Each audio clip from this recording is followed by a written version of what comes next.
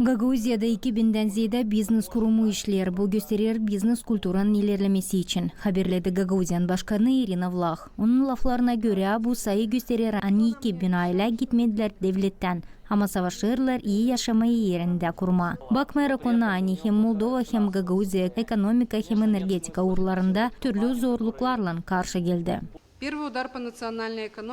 İlk problemalar ekonomikada pandemiyada başladılar. Çoğu sizden işi azalttılar. Ya parça vakıda kendi biznesini durguttular. Bozuldu importun hem eksportun lojistikası. Size lazım olduğu epidemiologiya koruma kurallarını geliştirme. Anguları biznes prosesini hem zorlattılar hem de pahallattırdılar.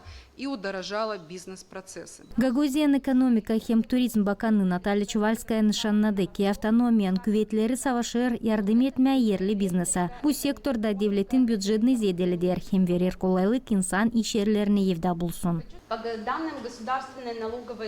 Devlet vergi kurumuna göre 2022 yılın büyük ayın birine kadar Gagauziyada 6826 ekonomika agenti sayıya koyuldu. 98% ekonomika agenti büyük hem orta biznesin temsilcileri. Taçoyu alışveriş hem çiftçilik bölümünden. Devletin biznesini ilerletme kurumun başını bir vakit götüreni Dumitru Pintya nişanladı. Hani kurumda kendi büdjeti hem koşulları var ki finans tarafından hem grant programalarından biznese yardım etme. Deci pentru anul 2022, organizației noastre ne-au fost alocate un buget de aproape 400 milioane de lei, pe care vrem să-l acordăm întreprinderilor mici și mijlocii. Am ajustat programele existente. 2022 yılda bizim kurum 400 milyonluk yardım verdi küçük hem orta biznes kurumlarına. Biz ilinlettik dokumentlerin hazırlanmasını hem programayı. 2 milyon leylik grantlarımız var. Var grantlar hepsi biznes adamlarına. Bu hafta energetika hem sifra bölümünde programayı haberledik. İsteriz yardım etme insana. Chiar săptămâna asta am lansat un program de retehnologizare și eficiență energetică, unde vrem să reducem facturile lunare la energie, acesta fiind unul din cele mai grele compartimente de costuri pe care le suportă întreprinderile la moment.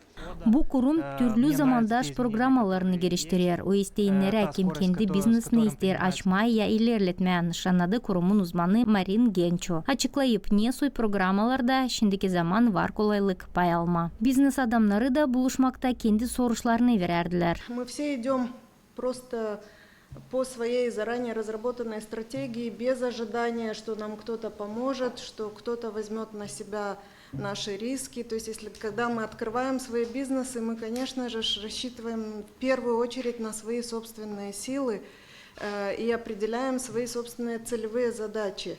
Но, естественно, мы все должны и можем пользоваться всеми теми возможностями, которые потом появляются для того, чтобы увеличить конкурентную способность нашего бизнеса. Автономиянın 2000'den ziyade kurumun arasından çoğu hazırlar türlü malları iyi paylan. Hem IT sektöründe yardımı verirler.